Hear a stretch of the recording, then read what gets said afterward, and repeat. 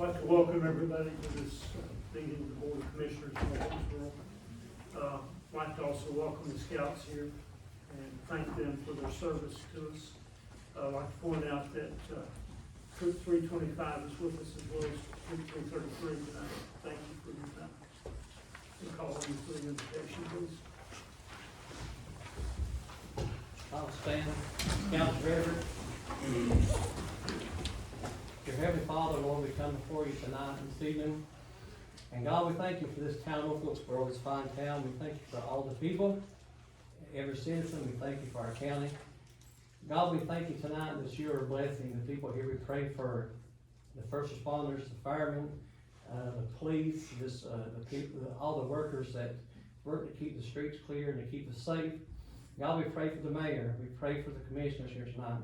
God, we pray for everybody that's going to speak here tonight. God, we just pray your blessings upon them. And Father, we just ask you to lead us and guide us. And let us have wisdom and knowledge and understanding. And always put the well-being of others before ourselves. We just thank you and we praise you for it. In Jesus' name we pray. Amen. Amen. Amen.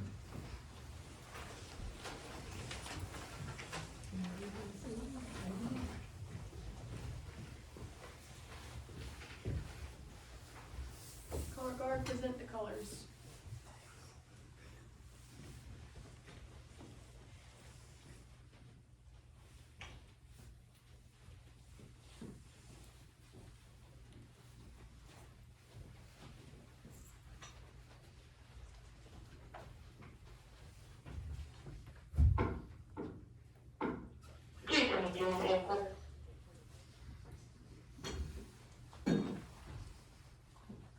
Color guard, post the colors.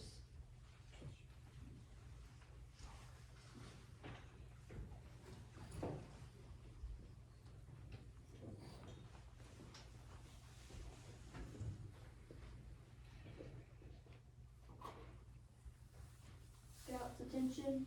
Please join me in the pledge of allegiance. Scouts, right hand salute. I pledge Allegiance to the flag of the United States of America and to the republic for which it stands, one nation, under God, indivisible, with liberty and justice for all. Color guard dismissed.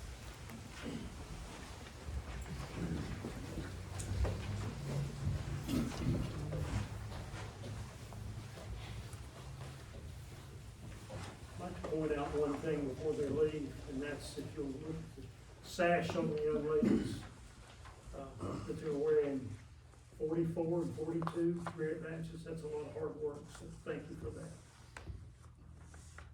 Thank you. Additions and deletions to the agenda. There, we have one addition for tonight, and it is to add a closed session for the purposes of attorney-client privilege. Approval of the agenda with this addition added. Mr. Mayor, I make a motion that we accept the agenda as stated. Second. All in favor, raise your right hand.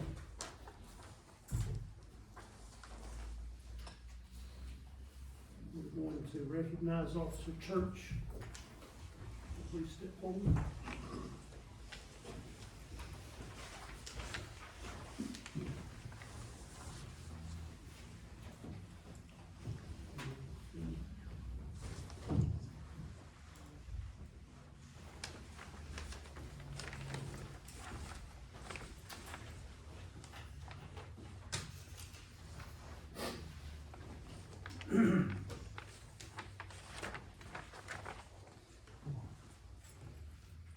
Give the oath of office.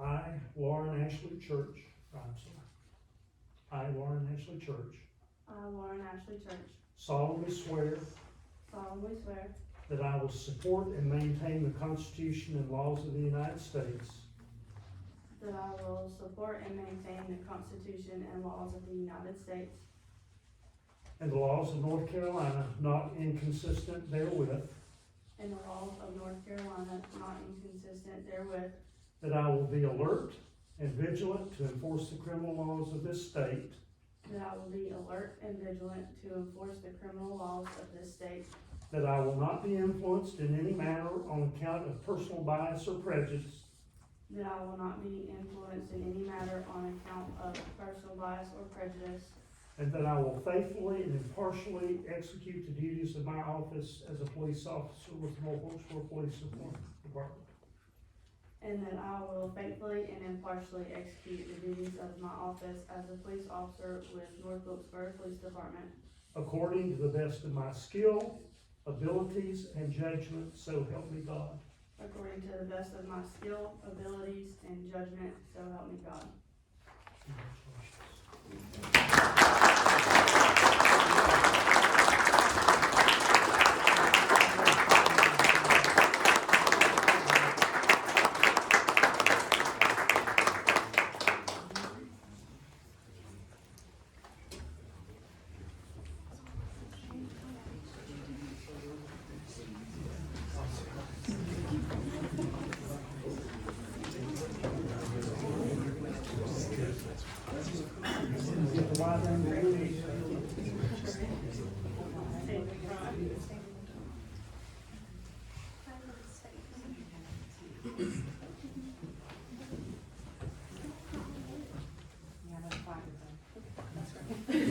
Congratulations.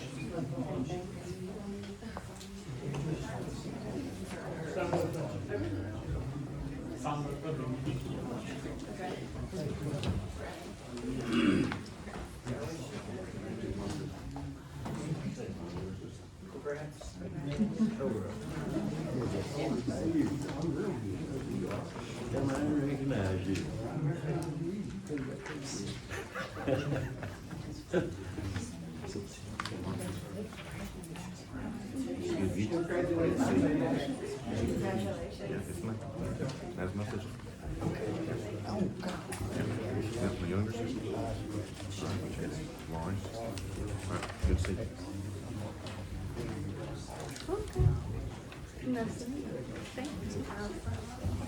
Now I'd like to call an old friend forward, Officer Shane Clary and his wife, please.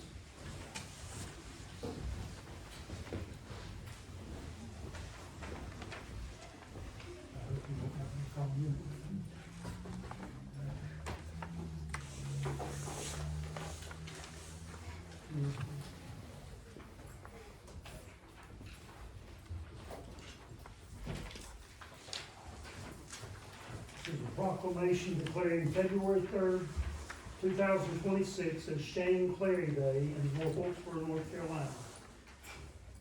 Whereas we are here today to express our appreciation to Captain Shane Clary and to honor him for his distinguished 30-year career with the town of North Wilkesboro.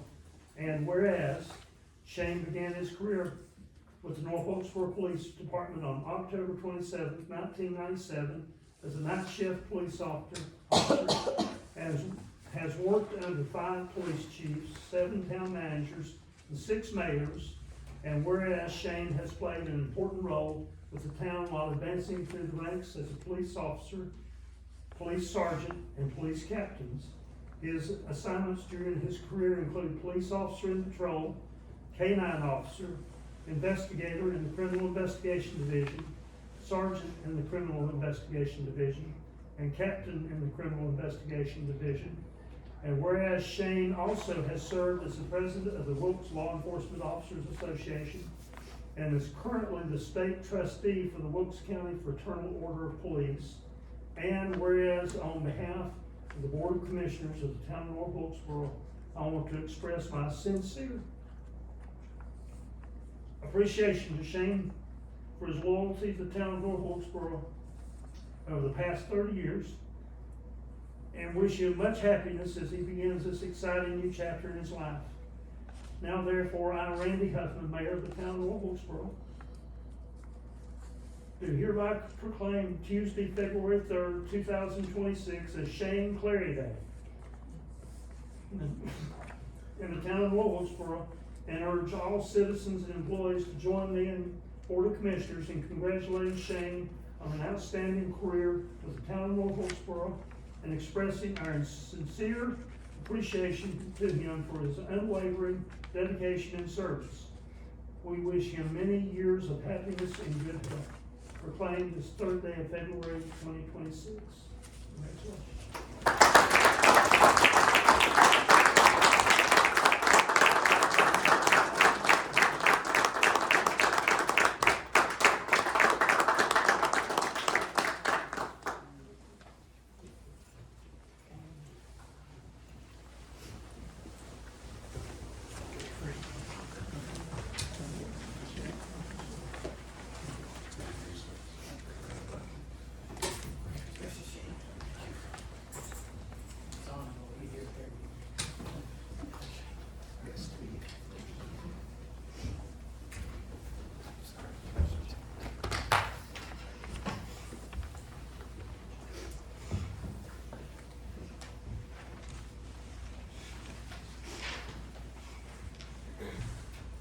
We have no public comment. No, sir.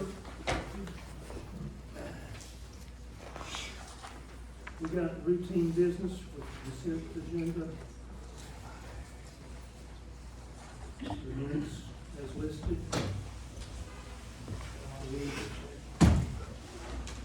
Entertain a motion to adopt these. Do I have a second? Second. All in favor? Right.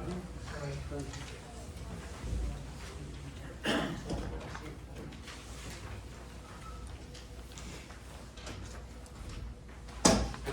Town manager for a report on emergency issues.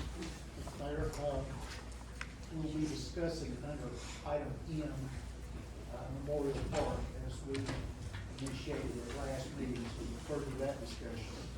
I would like to, as you and I discussed earlier today, commend the staff for the excellent job that they've done on doing the streets and sidewalks in the town.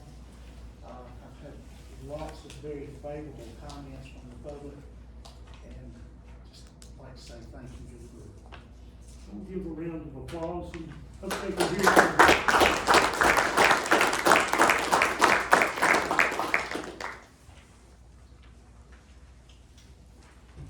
Any old business, Mr. Clerk?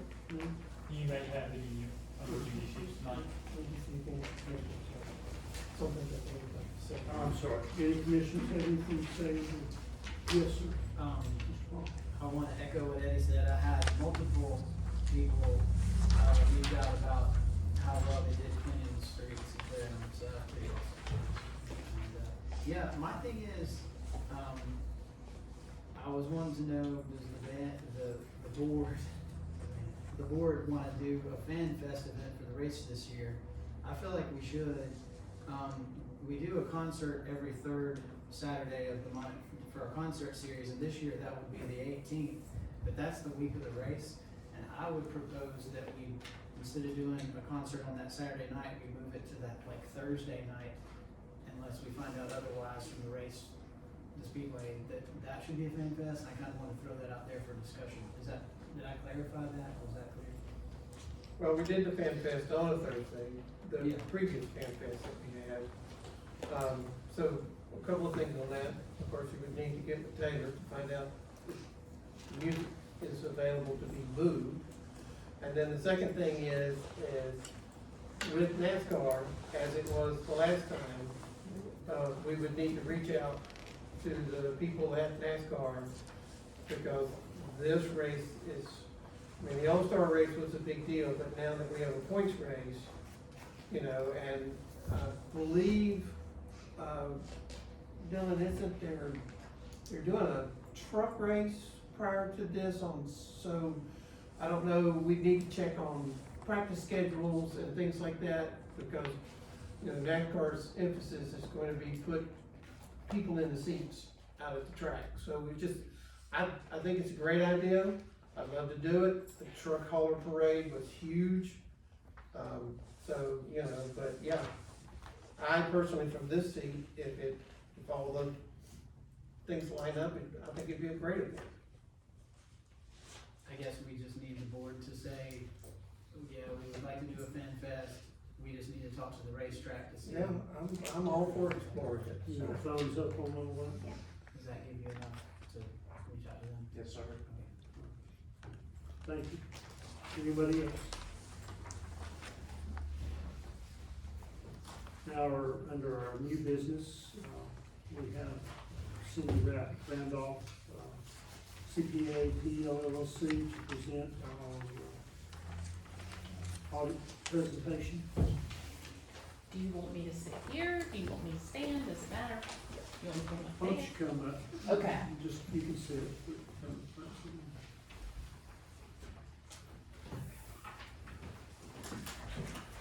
First of all, I'd like to thank the town council members, the mayor, Alicia and Connie, which is now retired, for allowing our firm to do the audit again this year.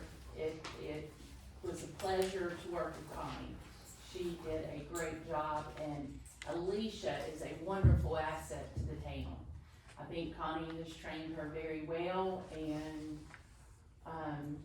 you know, we talk every now and then through email, answering questions. I haven't got to work with Eddie yet, but we'll do that. We'll hopefully get to do that this next year. The audit has been submitted to the local government commission, and as you guys, I guess you're aware, the mayor was, because he sent me an email, or Alicia forwarded it to me today. Local government commission, these audits are due to the local government commission October 31st, but starting June 30th of 25, they changed the due date to December 31st of December 31st from now on out. So as long as you get your audit in by December 31st, you're not considered late. The audit was submitted to the local government commission on December the 18th of 25. Of course, it goes through a whole process of them approving, going through, looking at it, approving. They did have a couple questions on this spreadsheet that we have to upload as well from the numbers here, so I had to change that. We had a couple conflicts. I would have been here in the January board meeting, but we had a couple conflicts, or I did, with other board meetings from towns that I was unable to attend. So we're a little bit later, but the audit was not late. It has been approved by the local government commission. I issued an unmodified opinion on the financial statements, which is the normal type of opinion you would want in an audit of your financial statements. The town did have a state single audit this year. You kind of fluctuate depending on the monies that you spend. It's all about spending the monies in the year, either federal funds or state funds, but because the state funding was over $500,000 for 24-25, you guys had to have a state single audit, which means local government commission puts out compliance programs, and we have to do additional testing on those state funds. I did audit as a major state program. It was the state revolving fund. There were no significant deficiencies or material weaknesses in internal controls or compliance. That's the things that we look at in auditing these funds. Now, I know, I think Alicia put a packet right there in your, put a letter here with, not really a letter, but just giving you some basic numbers. I'm going to put a couple things for you. As the close of the current fiscal year, or the fiscal year June 30th, 25, the town's governmental funds reported combined ending fund balances of $21,356,001, with a net decrease in that from the previous year of $880,827. Of that total, approximately 45%, or $9,685,208, is non-spendable, committed, or restricted. That was one of the questions the mayor asked Alicia. So I handed out tonight another spreadsheet that shows your unrestricted funds and what is restricted, and I gave you the page numbers and the exhibit numbers that are in the audit from this. I hope it's kind of self-explanatory. Your unassigned fund balance for your governmental funds, and it's just your general fund, is $11,670,793. And then you can see down below your restricted funds, which is the number that I just read, which is 45% of your total fund balance that is restricted. Restricted by state statute, that's a local government number that they calculate. Your streets, your POW bill funds, that we have to file a POW bill report at the end of every year, and that is what's left in the POW bill money. Public safety, those are controlled substance funds, and if you look down below, you can see so much for police and fire. Alicia gives me those numbers. The other restricted is Christmas cheer. It just keeps dwindling down. I think in the previous year, it was a little over 17,000, so it's 8,700 at the end of June 30th. And then your capital project funds, and if you can go on down kind of towards the last there are all your capital projects that are ongoing. Of course, these capital projects are not capitalized until the project is complete. So those are all the fund balances of the capital project. And then you can see your business type activities is your water and sewer fund. So that is what's unrestricted at June 30th, 25, $1,978,651 for your water and sewer. Of course, the business type activities, which like I said, with your water and sewer fund, you had a total net position or fund balance of $18,207,000. That includes your investment in capital assets. So that is your cost of your fixed assets in your water and sewer less your depreciation.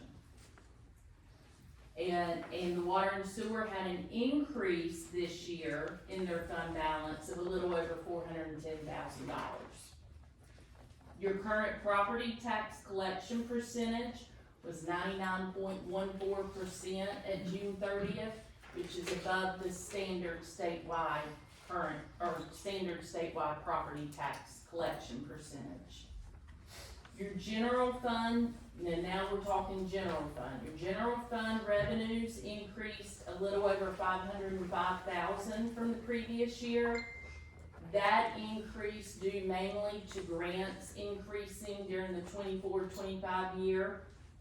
Your general fund expenditures increased by almost $397,000 from the previous year.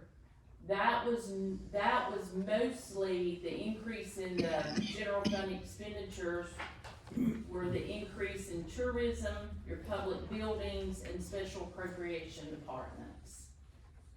You guys had close monitoring of your expenditures throughout the year compared to budget, which your actual expenditures were below your budget by a little over $625,000. That is a major compliance issue if you do not amend your budget and you spend the money more than what you have budgeted. So you guys were way below that by close to $625,000. The loan debt of the town, it decreased by $98,660,000 from the previous year, and that's just paying the principal down on the debt. Other than that, the town looked great. Like I said, we had no issues there with internal controls or compliance issues, no significant deficiencies. Controls seem to be in place. As a part of that, I will tell you, this is the worksheet that we have to upload from the audit to the local government commission. That local government commission, once we upload these numbers from your audit, they come out with what they call FPICs, which is Financial Performance Indicators of Concern.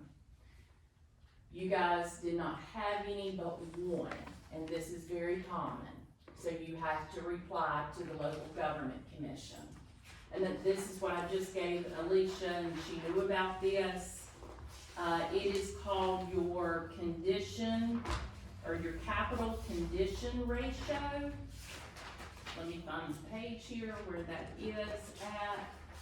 And it's nothing big, it's just saying the local government commission, and this is in your water and sewer fund. Local government commission likes to have your capital condition ratio at 50% or above. And what that is that is your fixed assets that have been depreciated over the years. If it goes under 50%, they say, okay, towns, then you might need to, it's called your capital assets condition ratio. You guys were at 36.38% at June 30th, 25. So it keeps going down. At 23, it was 40%. At 24, it was 38. Now you're at 36. Less than 50%, they say you failed this ratio. So what you guys will, Alicia will type up something to the local government commission. You guys will all have to sign it. We'll upload it to the local government commission website, because there is a place that we have to do that. What this tells you is that your formula calculates the remaining useful life of your fixed assets for your water and sewer fund. So it says if the value is less than or equal to 50%, it may signal the need to replace the assets in the near future. So the response to that, the local government commission, is that you are looking at replacing some of the water and sewer fixed assets. I can send, Alicia, do you do, I forget, do we do the depreciation for you, or do you have it on your system? No, you guys do. Okay, so I can send her the water and sewer fixed asset depreciation list, and you guys can go over it, she can, and then suggest to you if there is some sort of something that needs to be replaced in the near future. That is not a big thing, a lot of towns have that. That's in water and sewer. That is in your water and sewer. So, like we were preparing to make repairs to our electrical system in our water plant, is that? Right, see, that would be, right, and that would bring up that ratio. What about the water intake project we're doing? Do you have any idea? Will it, okay, so like I said, on these capital projects, we do not capitalize these capital projects until they're complete. So if that project would be complete at June 30th of 26, then we turn around and capitalize it and start depreciating it. If not, it's just held in construction in progress until complete. But it eventually will count as. Oh, yes, asset eventually it will, yes. Any other questions? I think you guys, I mean. Yeah, I have just one quick question, cause, Sure. and I'm not sure where to find it in the budget, in this audit. So, we have the gap fund, was the initial investment of $15 million when they signed the lease that was placed in multiple assets. And so with our $500,000 a year draw that we were able to move from restricted to unrestricted. So I was just trying to do some math in my head. We've been drawing from that fund for approximately 9 fiscal years, if I'm not mistaken. So if I'm doing the math, 9 fiscal years is $4.5 million from that $15 million. So where in our audit shows the balance of that particular fund? The balance of that particular fund is going to show, if you'll look on page 16, exhibit 3. Now, is this for the hospital that you're talking about? Well, this was, the hospital, we have the 30-year lease, Right, and that money comes out as lease payments every year, goes directly into the general fund for our Correct. operating expense. But then there was the $15 million that we've got in local government management, and then we've got some, I think, T-bills and some other investment instruments that we have. And every fiscal year, we're able to move 500,000 of that into whether we use it as general fund. We've been Right. basically banking it into our fund balance which has helped our fund balance be the level that it is. So I was just, like I said, I was just doing some rough math in my head. That initial lease was signed in 2017, and so we've been drawing since then per year 500,000. And if we're into 9 fiscal years of draw, that's $4.5 million. That should leave somewhere $10.5 million still in those investments. We've got 11, if you'll look on exhibit 3, page 16, down under lease prepayment, $11 million. Okay, so we've only been drawing 8, we've only drawn 8 fiscal years, cause that was all, okay. But, and so that $11 million is, how is that looked at? I mean, is that looked at, that's not actually looked at as unrestricted fund balance? No, it is looked at as a reserve sitting there for that lease prepayment for the hospital. Okay, so it's not included in the, it's not included until each 500,000 is moved That's correct. into, okay. That Alright, is that's correct. what I wanted to know, cause I keep that number in my head and I couldn't remember whether it was 9 fiscal years or 8, so we're actually 8 fiscal 8 years. fiscal years, into- right. Okay. What time period of year does that transfer? The Do you know first- what time that June- transfers? June. June. Well, July the 1st, isn't it? No. Alicia? We'll recap that in June. Okay, So it's June of every year that you get that? Yes, ma'am. Okay. I wasn't sure of the time period, I checked to make sure it's there. okay. Any other questions? Alicia, do you have any questions you'd like to share? I do not. After I go through this, now that I have the full audit, and have any questions, can I send them to Alicia? Give them to you? Absolutely. Alright, thank you. Is this the first time y'all are seeing? Yes. Okay, The full audit, yes. the full audit, yes. Go through it, look at it. If you have questions, Alicia can send them to me. I can respond directly to you guys and Alicia and answer your questions. So is there a place that you can go to, like the LGC or whatever, that gives you kind of performance of in our peer group of how we as a town are versus our peers? You know, so that, cause I mean, you know, you look at this and of course there's a lot of money. I mean, we've got a really nice fund balance, but we also got a lot of things in progress. But just so that if we were to give our citizens an idea of how we stack up against our peers, Right. is there a place that we could, you know, make that statement? Local Government Commission last year, they change them all the times, the whole process of submitting the audit. Last year, they had what they called a data unit worksheet. So then towns about the same size of North Wilkesboro, they compare it. This year, they changed it back into the logo system, which is like, that's what they're same as the retirement system. They're not given a comparison, but they're still trying to work on all this. So I wonder, like, come next year, that there will be comparisons, because a lot of this is just saying data is not available yet. So hopefully in the future, I kinda like the other worksheet better, because I could say at a town your size, your fund balance is 65%, and a town your size in the whole state of North Carolina, the average or the median would be 40%. But they did away with that worksheet. Okay. I thought they had that at one time. But I will look to make sure again, and I can reach out, I have contacts with the, local government commission, I'll reach out to them to see if they're gonna kind of bring that back into this new spreadsheet for the next year.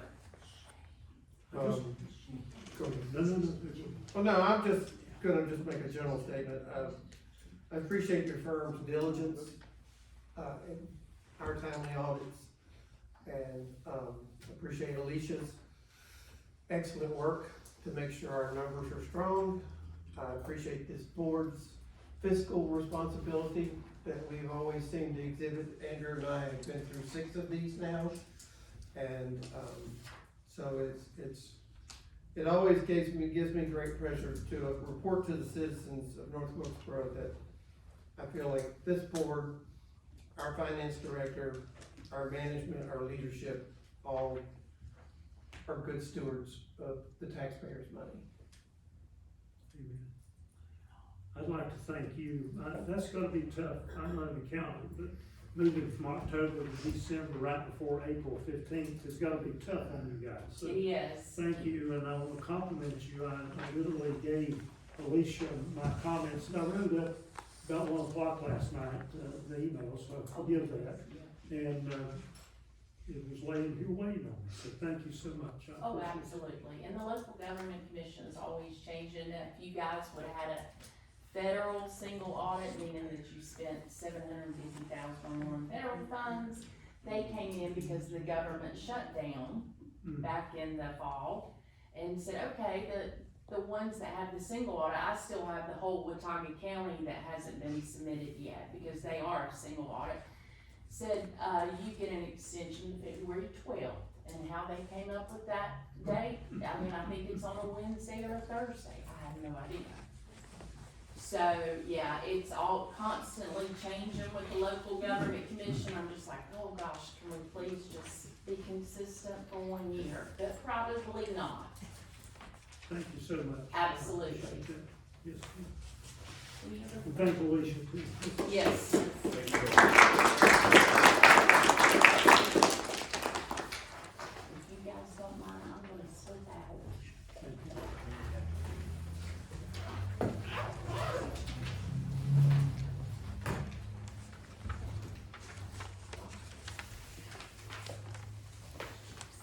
Okay, we're going to have a public hearing for annexation 271 Boone Trail. Yes, sir. If you don't mind, can you go ahead and open us up in public hearing? Oh, I'm sorry. Yes. You gotta get your people with you, Will? How about, I'd like to open a public hearing. That will work. Thank you. So what's before you tonight is this annexation now kind of making the third pass through the board that we have followed the procedure set up by the state. This is an annexation for 271 Boone Trail. The parcel is 0.29 acres, and it's roughly a quarter mile up Boone Trail from the North Carolina State Plate Agency, for everyone who knows where that is. The applicant is in attendance here tonight, and pulling up the map. This parcel that is in the center of your screen here on page 40 in your agenda packet is the parcel that would be annexing into county limits here tonight. And if the board would so vote to approve. But this annexation is pretty straightforward. It is surrounded by town properties, or properties that are already in town limits for North Wilkesboro. If you have any questions, or if the applicant would like to say. Did not identify Mr. Boyhill. Yes, sir. Would you please stand for Larry Boyhill? He is the applicant. Anything you want to say, sir? Do you have Don't any? have to say anything. No, sir. Thank you. Yes, sir.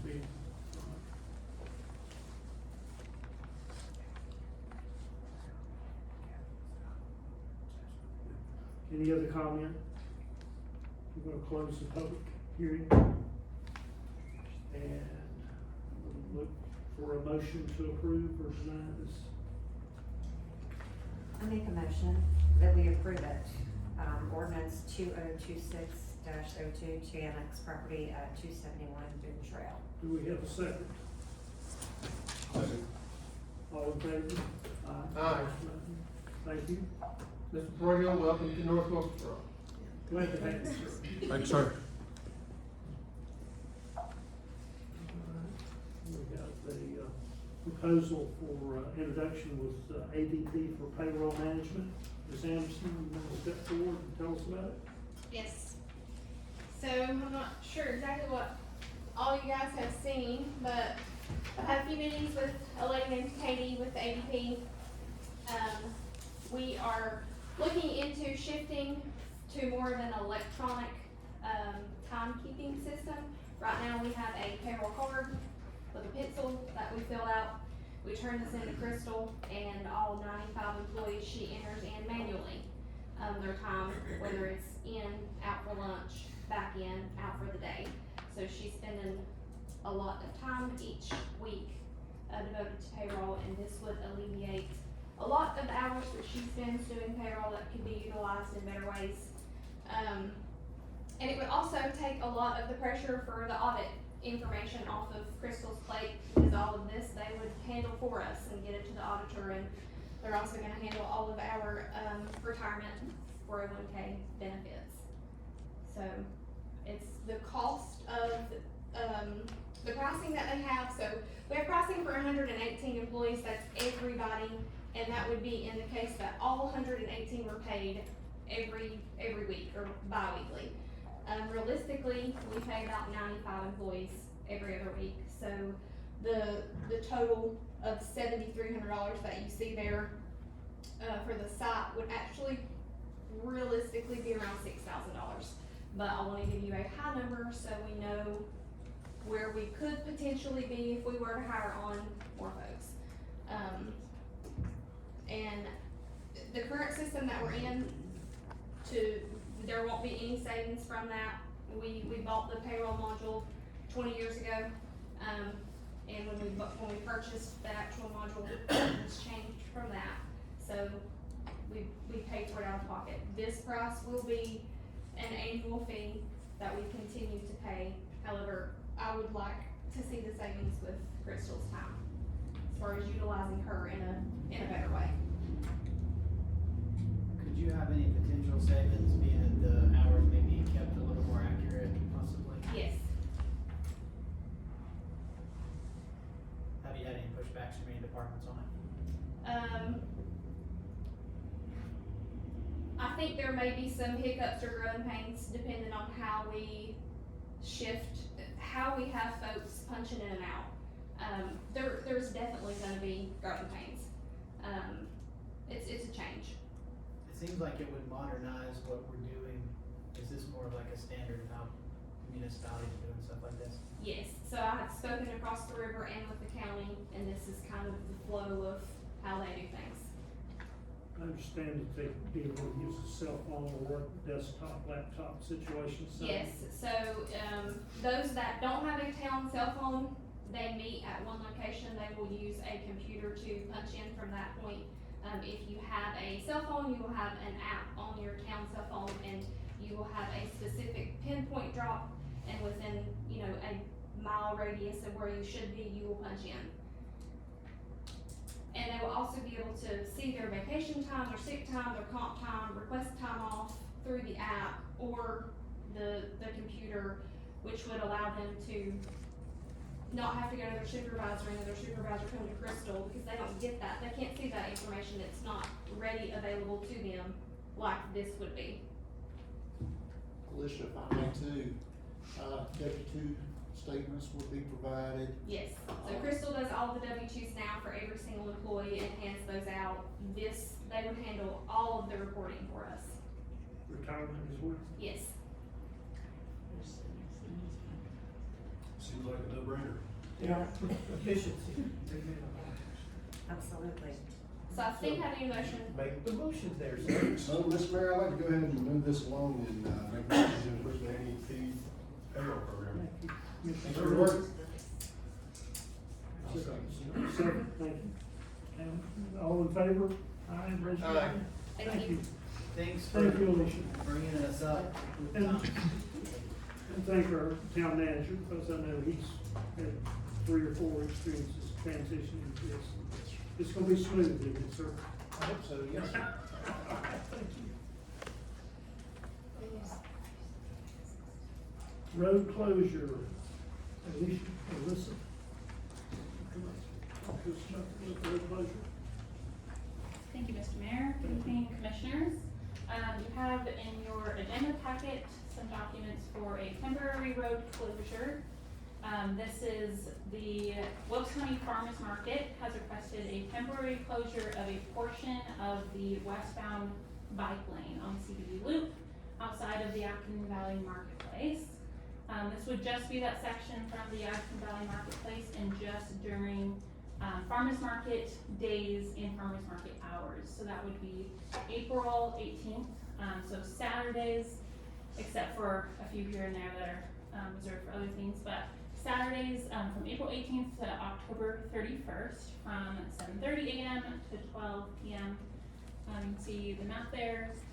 And because this is a unique situation, I did reach out to our contact at the NCDOT and asked what his recommendation was for pursuing this.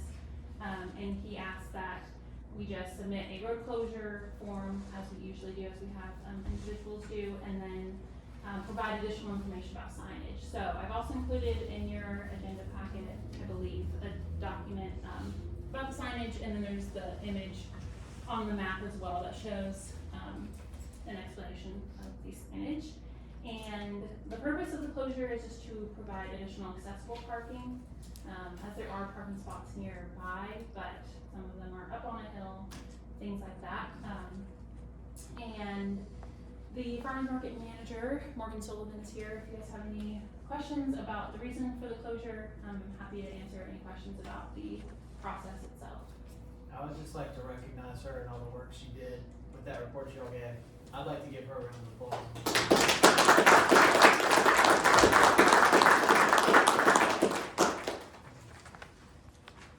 You make the questions, comments? I'll make the motion if nobody else has any. I would like to make a motion to approve the road closure ordinance for the Wilkes County Farmers Market. Do we have a second? Thank you, Mr. Paul. Second. Thank you, Mr. Hurley. All in favor? Say aye. Aye. Thank you. Thank you. Thank you, Liz.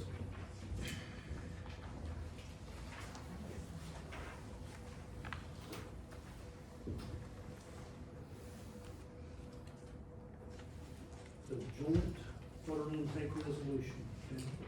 Mr. Mayor, this is just a formality. No numbers have changed. This document is simply needed for submittal to the local government commission. Again, no changes. Dot nine is crossing the T. That's correct, yes, sir. I can move this along too, Mr. Mayor, if it's all right. Mr. Mayor, I'll make a motion to approve the North Wilkesboro water intake resolution. Thank you, Mr. Parsons. I'm sorry. I'll say. Thank you, sir. Hamilton, all in favor, say aye. Aye. Thank you. Very much. All right, if you want to talk to us about the Memorial Park? Yes, sir. At last meeting, there was mention about the situation with the poles and the lighting and the electrical, and of course, I think I mentioned at last meeting that we're gonna be meeting with the county manager as well as the Parks and Recreation Director. We did that, and we met on site, and, quite frankly, some of those poles are a real liability. It's a concern. We talked with the Parks and Recreation Director about the need for lighting. He expressed to us that currently the Parks and Recreation League is not really using the lighting such as it is. And that the travel ball teams, while they've used it in the past, have not been using it as much recently. Personally, I think there's a need for lighting. However, given the current situation, we don't have funding, first off, for lighting replacements. There was discussion about the possibility of just taking all the lights down for now, all the poles, reducing the liability concerns, and there's some electrical concerns there as well, to try to correct some of those, with hope and anticipation that we'll get some grant funds or private participation in reinstalling some of the poles and lights in the future. So that's the way that we left it. The county manager was going to look into possibilities with maybe assisting in some of the cost associated with the poles being removed. But, that's the most recent discussion, and those are the concerns. Mr. Revis is not here. No, sir. No, sir. Any comments or questions? I think the liability issue is something that needs to be addressed, Yes, sir. and I think you're 100% correct in the finances of it. We don't have money there to front the bill, so I think taking them down from my seat, I think taking them down, just minimizing our liability currently and then kind of backing up and punting and figuring out what's the best financial pathway forward is probably the best plan of action, at least from where I'm sitting. Who would be responsible for taking the poles down?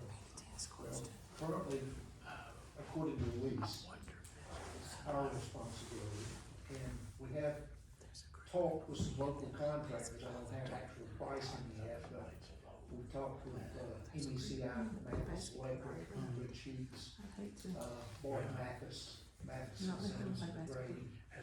And each of them has indicated that they feel like they can handle the work, but again, we don't know the pricing, the cost. Is this just the ball fields? What about the pickleball, tennis courts, basketball courts? Those don't appear to be in as bad shape. Cause I know sometimes people do play there in the evening. Yes, ma'am. Victoria, do you think this is a great opportunity?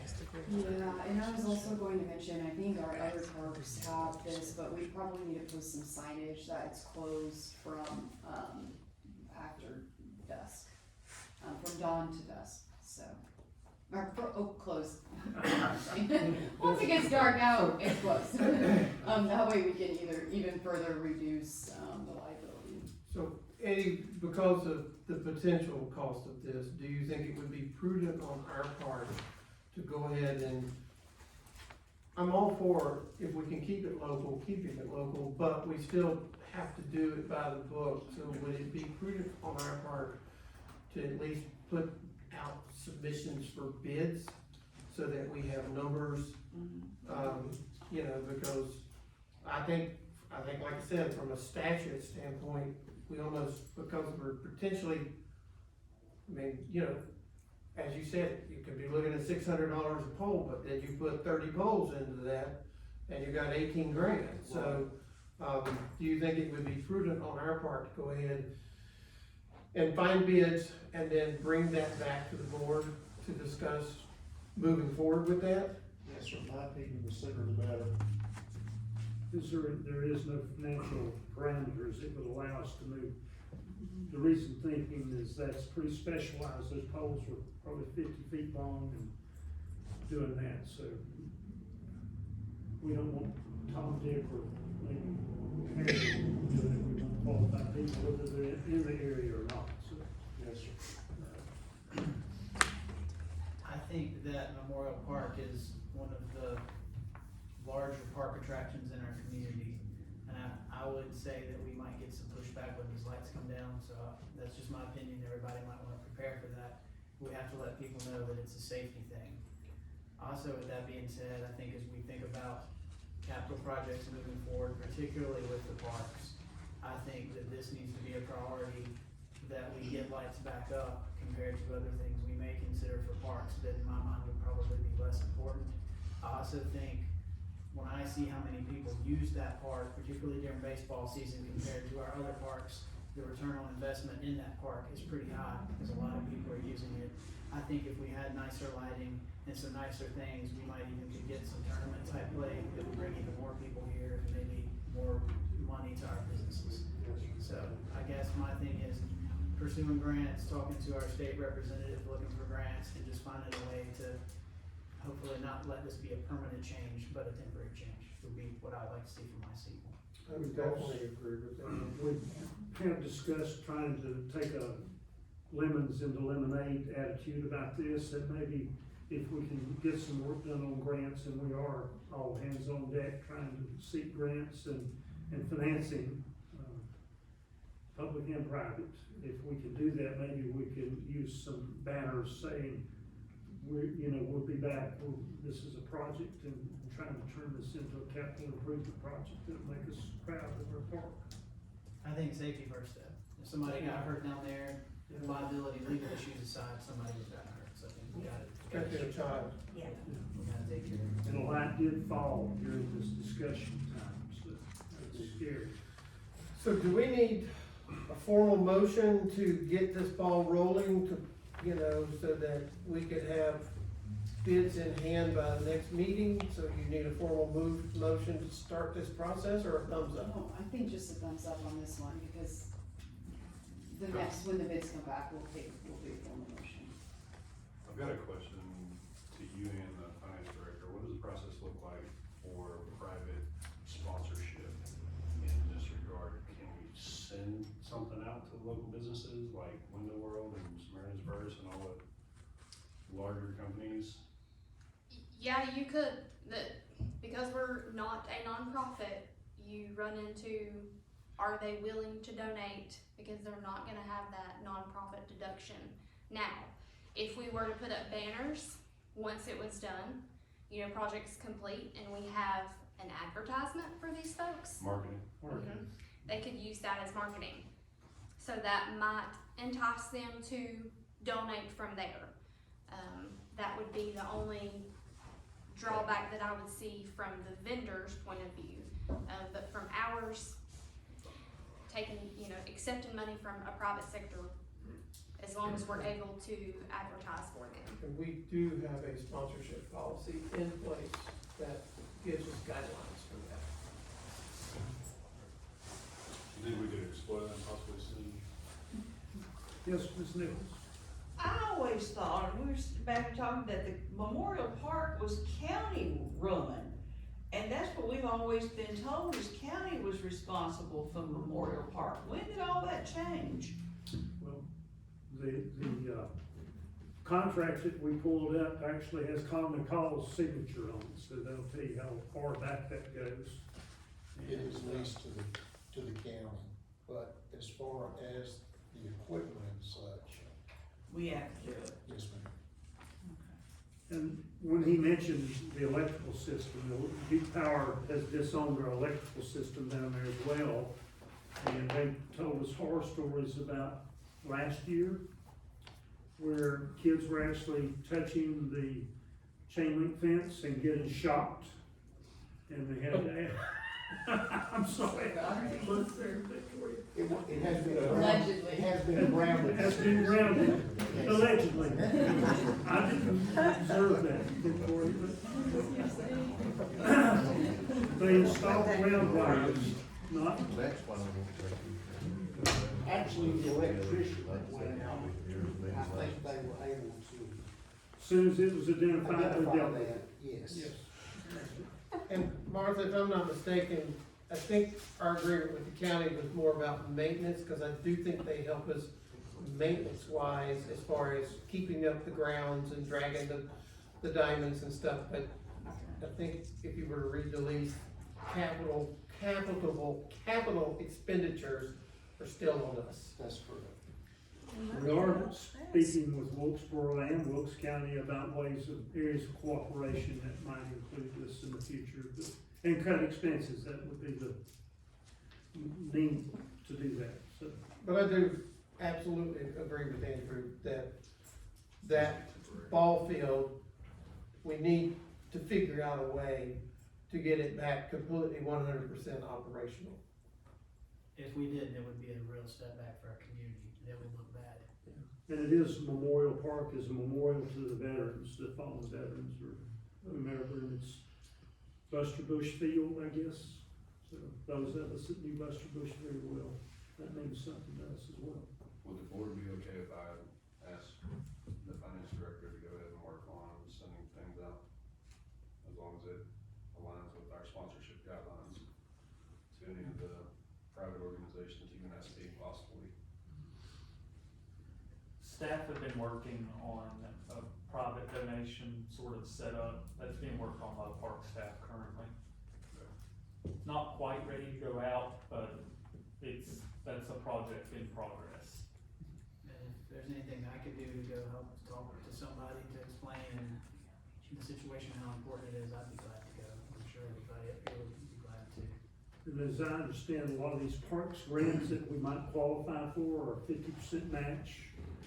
Correct. Is that right? Correct. And so it'll also give us an opportunity to maybe invest in some smaller capital, things like we discussed with.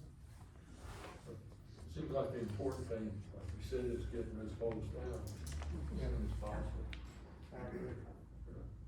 So were we good with our thumbs up on that? Thank you. Thank you, Mr. Holland. Yes, sir. Okay. Calling our attorney, Ms. Brooks, for UDO ordinance agreement presentation. Before you, or good evening commissioners, before you have a settlement agreement. I would like to give a brief introduction to this settlement agreement, as the public may not be aware of the events that have been transpholding regarding the UDO, which is the Unified Development Ordinance Project. This project has been, we've been working on it since December 20th, 2023. Director Camperman in our planning department and then his predecessor had started on this project. We entered into a contract with Withers Ravenel, which is a consulting firm. They have several locations, but primarily out of the Raleigh area.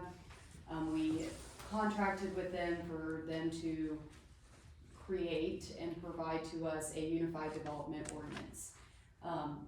After reviewing the ordinance with a land use attorney, Robin Tatum, who is also out of Raleigh and a very well-known land use attorney, she noticed that there were some inconsistencies in the document that needed to be corrected. Ultimately, after discussing it with Withers Ravenel, they were happy to fix the document, but it still needed legal review. And so with that being said, we have decided to move forward with attorney Robin Tatum to correct the document, and Withers has agreed to pay for her services up to $50,000. This means that Withers Ravenel would be finished with the project and they would just allow us to continue with the legal review. We had contracted to pay a lump sum fee of $87,000.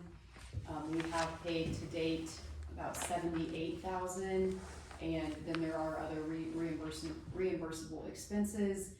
We will not be paying Withers Ravenel any further, part of our contract, so that's where we are there. As part of this settlement agreement, we'll continue working with Robin Tatum and then discontinue working with Withers Ravenel. She will deliver a finished product for us.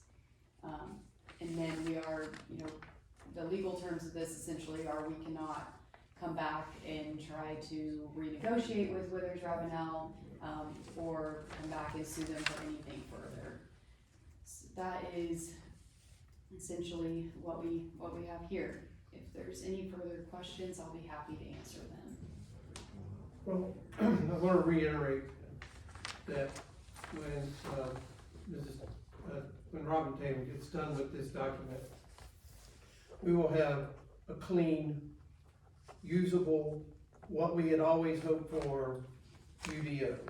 And that it basically will still have to come back through a process. It'll have to come back to the planning board for a review, but we do not have to go through the public hearing process, and then it'll come back to us.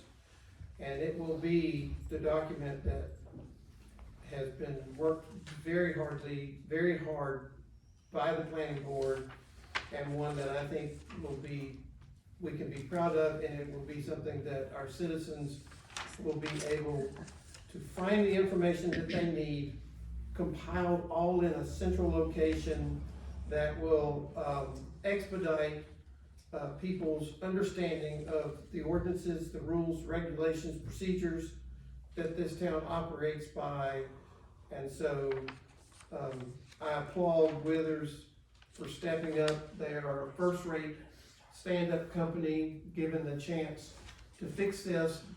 I think they did a very appropriate, and of course, for those that don't know anything about Mrs. Tatum, she sort of wrote the book on the new 160D that Raleigh has adopted, on how most municipalities in the state operate their ordinances and procedures and things like that. So, I think it's a way to get what we want, get this wrapped up and behind us. Yep, and I would like to reiterate that, Director Camperman, his predecessor Meredith, and our planning board, and also the board, and I know, Chris and Michael, you guys were both, sitting with the planning board. You guys have all done a great job, and really, the issues and errors that this document had were very specific to someone like Robin Tatum to be able to find them. As Commissioner Parsons stated, she drafted was one of the drafters of 160D, and so not that it was a bad document or any of the public, the public input has been great, and what the planning board and all of those discussions have led us here to now where we needed that intense legal review, and then it needs to be corrected from here essentially. So there will be some more discussion of, strictly legal review, and then also legal suggestions about best practices that Attorney Tatum is going to bring before the board to adopt. So she's also incorporating not just strictly like this is illegal, but also legal, I would say really legal suggestions of best practices that 160D currently has in the statute, like waiting periods and things like that we definitely need updated. It's a very important document because on the other side of what Robin Tatum does is she goes after municipalities who violate 160D. So she's very familiar with litigation and what could end us up and get us into a lawsuit that we don't want to be in. So it's important that we have this document legally correct, and this is the best way to accomplish that. I do want to just discuss too for the public, that her timeline is about 6 to 9 months. Attorneys, by nature of how we are not the quickest moving people, and so our goal and hope with Director Camperman is that we do get this done by the end of 2026. In my opinion, that's probably a more realistic timeline, but I will tell you her team is already working on it and started on it at the beginning of January. So they've already made movement. I'm really excited to see this project moving towards a conclusion.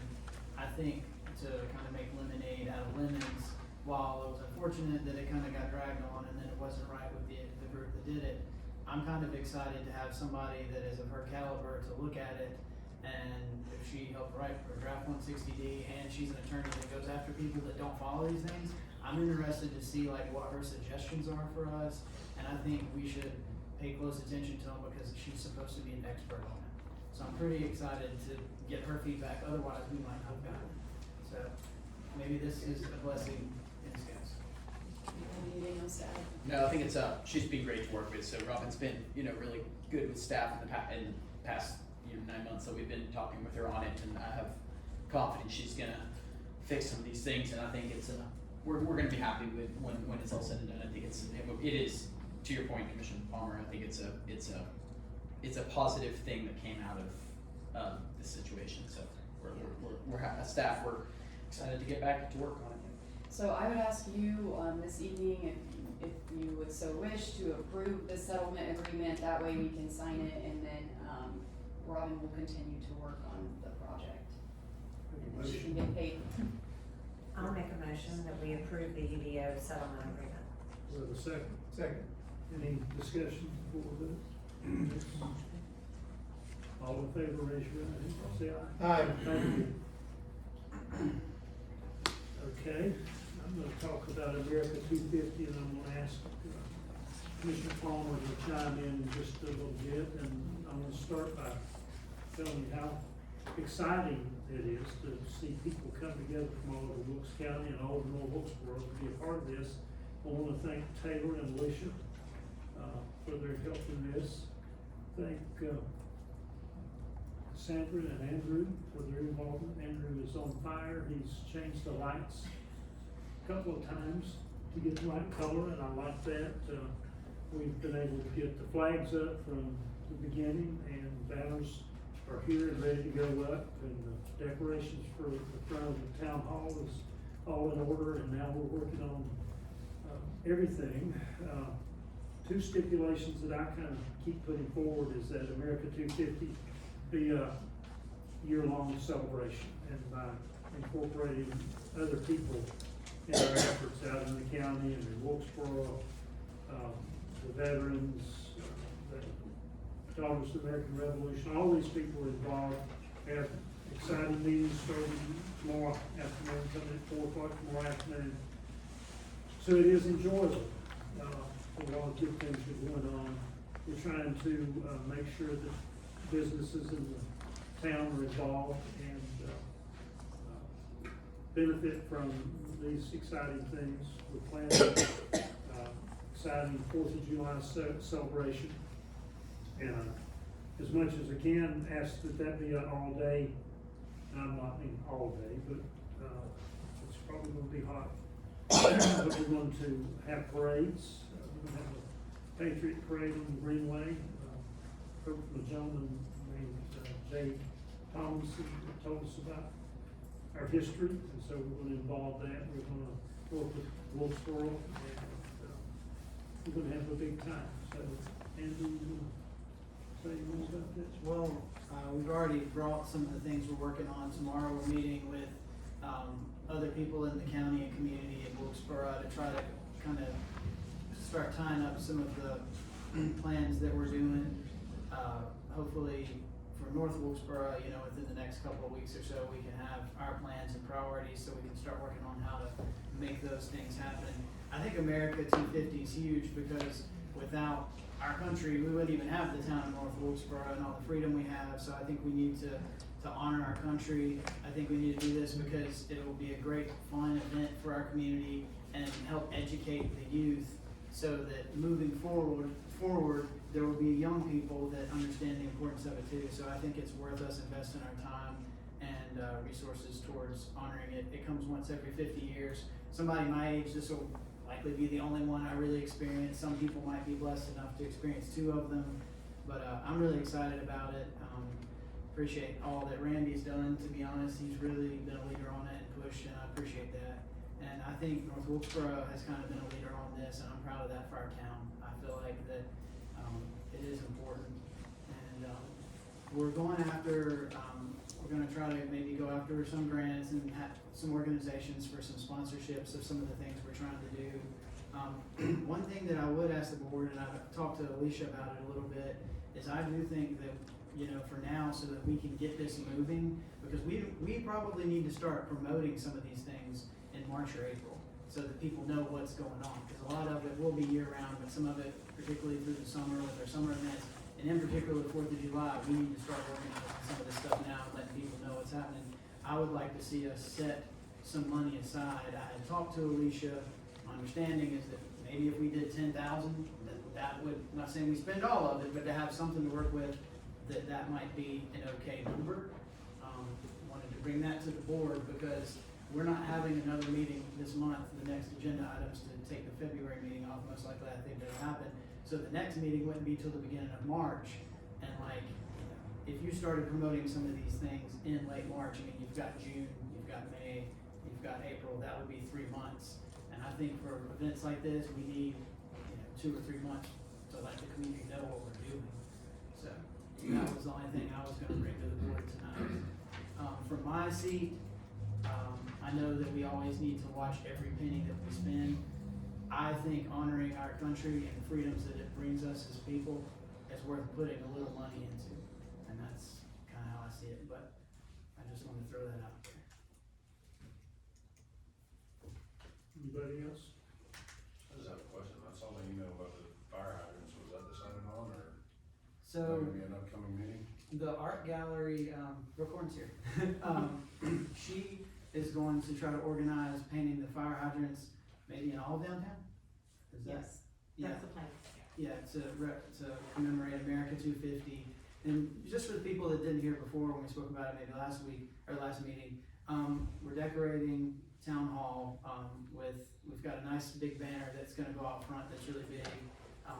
We have buntings that'll go under the windows, we're doing red, white, and blue lights to commemorate it. In town, we're putting the flags out like Randy said, we've got these nice commemorative American 250 banners. We're likely gonna make a poster that goes out to all the businesses in town that has the scheduled events on it that commemorates America 250.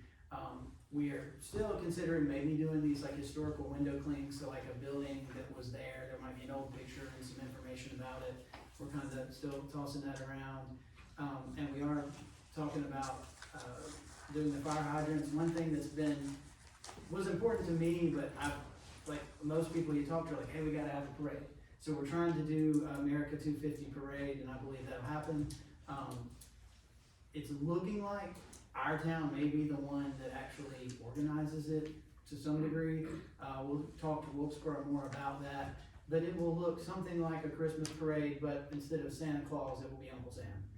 Today we met with some veterans, and they were really excited because they would like to have floats with veterans and other organizations around them. They mentioned that one of their groups is veterans on motorcycles. They mentioned that there might be a helicopter. I didn't understand if it would be on a float or actually fly over, that has gone to some events like this before for veterans. And I just think there's a lot of cool opportunities, and I think that we can do something that's memorable. And hopefully we do something that people remember, and we do something that really honors the country and the people who built it and the people in our community and the history here. So that's the goal. I think we will have to have Ms. Brooks review the idea of dropping ping pong balls out of the helicopter. So one of the veterans just from here said that when he was like 10 years old, and this guy's a Vietnam veteran, so I can't say his age, said that when he was about 10 years old, some event they had here, they flew a helicopter over and dropped some sort of ping pong balls with toys in them. And so we thought that sounded fun, but So, Turkeys. frozen. That's That's from an old sitcom, way before most people in this room's time. That's from Cincinnati. The the KRP in Cincinnati, so, Drop the turkeys. frozen turkeys. Les Nessman, but anyway. Yes, So Andrew's asking for potential funding sources, so how, that would need to be, I mean, because does that need to be, how do we go about that as far as finding where those funds come from or allocating those funds in order to do this project that we're trying to do? So, you know, because we need to, I mean, I understand, I know Andrew is going to be very careful with the purse string, so, you know, but it's still funds, and we're in a budget year that budget's already tight, so how do we find those funds to make it work? Do we have some through the community development, group? I think community development's probably pretty tight, especially at this point. Alicia, do you have any ideas? So my suggestion would be to, if you guys set a number, to pull it from your contingency and move it into Taylor's budget as a line item for her to use to purchase through June. That would be what I would suggest, and you guys set what you want. The next meeting, we can go ahead and vote on it, but the next meeting in the consent agenda, there would be the approval for the budget amendment. That if I could get you guys to set a number, then I would know what I needed to set as the budget. and I want to say that we've been working also with civic groups and organizations to try to not spend that $10,000, but to have it so that, as I understand it, this would be under marketing, and so if I want to make a $500 donation to this account, then as an individual, it would be tax deductible. Is that correct, Alicia?